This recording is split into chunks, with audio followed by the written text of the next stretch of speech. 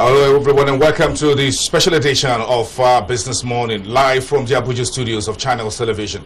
I am Bosun Amafayewa. Thank you very much for joining us at this time.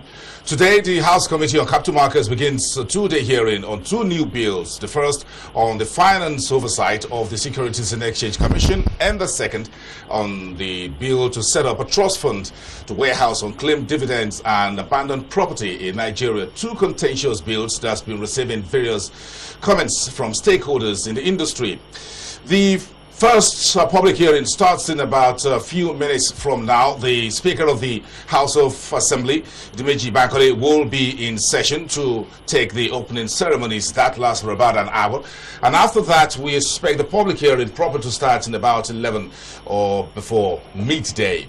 Those on the lineup to speak at today's public hearing includes the Director General of the Securities and Exchange Commission, Aruma Ote, as well as the President and the interim head of the Nigerian Stock Exchange. Last night, both individuals, the SEC and the Stock Exchange heads, were ready for today's presentation. It's going to be a very major one for the marketplace. Some comments about these new bills, but ahead of this bill, some of the issues may have been covered by some of the things you have seen on the website proshareng.com, what we call the market memorandum. That was presented about 2 months ago, just at the onset of the SEC's intervention in the affairs of the Nigerian Stock Exchange. Now we'll talk about the new bills, and live to you from the studios here, Femi Awoyemi, the head of analysts and the Chief Executive Officer of ProShare Nigeria, with us here on the program. Femi, good morning. Good morning. Thanks for being with us here. It's a very important day, and for us to be in Abuja, this is quite unusual. Everybody is looking at Abuja this week. This is where the action is this week. Since yesterday, when those hearings started at the House, at the National Assembly, now we're moving into the deeper end for the capital market. Give us a sense of these two new bills that has been pushed out vis-a-vis the market memorandum that ProShare NBC puts out together a couple of months ago. Straight away, these two bills must not be looked at as a gathering of momentum, but for the legislature or for the market. They're totally unrelated events from one legislative arm seeking relevance or re-establish perhaps some larger principles. Maybe those bills may or may not be the exact ones that would define those parameters. But having said that, it is going back to a larger issue that the market as we know it seems to be in a convoluted state right now. What is truly going on in terms of market administration, market direction, and market development, vis-a-vis some structural issues? I think that we're going back to more of an infancy case and saying that the lines are being drawn as to who does what, who is in charge of what, which is very symptomatic of a family home that has gone in disarray. But I think that is what we're going to. Some of them will just be motions. We're just moving through the motions, really. Motions but we would not. We should not read more than enough meaning, because it might be a distraction at the end of the day. Because there are core issues concerning the market. The market bled by minus 1.6 yesterday. The market has been in a bearish mood for about 6 days, and we continue to see it. Where you have a situation whereby you have market capitalization going up, and yet there is no liquidity. Who needs a market that has a large market cap without liquidity? Well, those are more fundamental issues as far as you're concerned. These are the key issues. You don't have a market where it is liquid.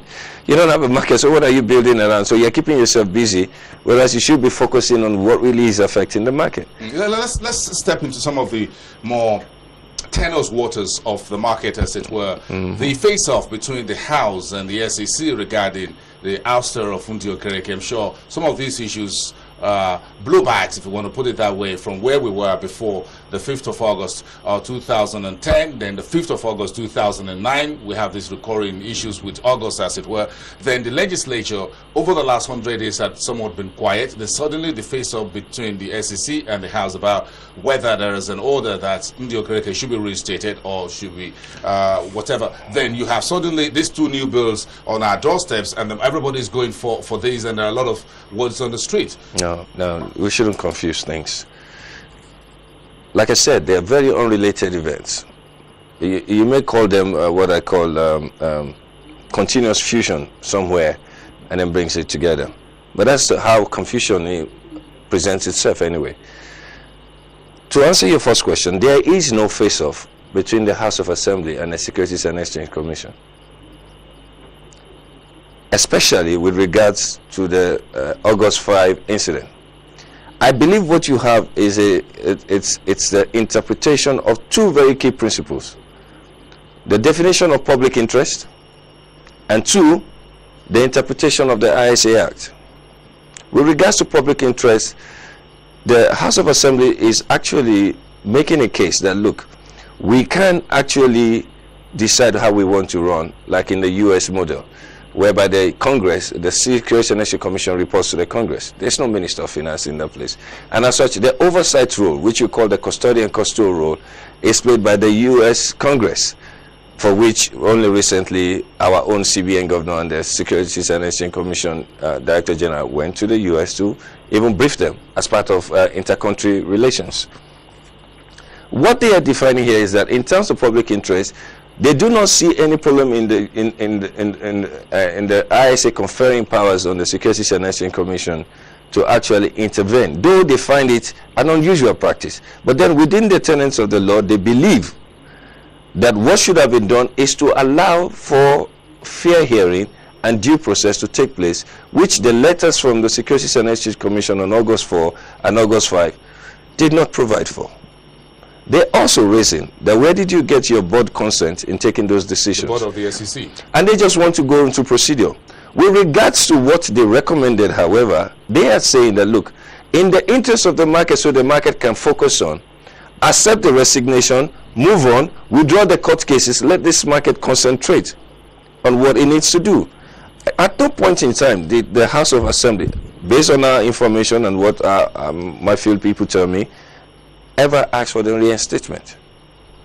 Let me repeat myself. At no point in time did I understand that the House of Assembly did ask for a reinstatement of Indio Kereke. There are issues in the market, and of course you're aware of what is called market hearsay. So a lot of rumors, as you said, confusion. This is how confusion actually gets started, and a lot of questions are asked. How suddenly did these two new bills, copies of which you have with you, suddenly emanate from the House of Assembly, asking the SEC to come forward and say, we want to have oversight of how you spend your money and not an oversight of how you... You're in an election year. When we did Nigeria PLC seeking a new CEO,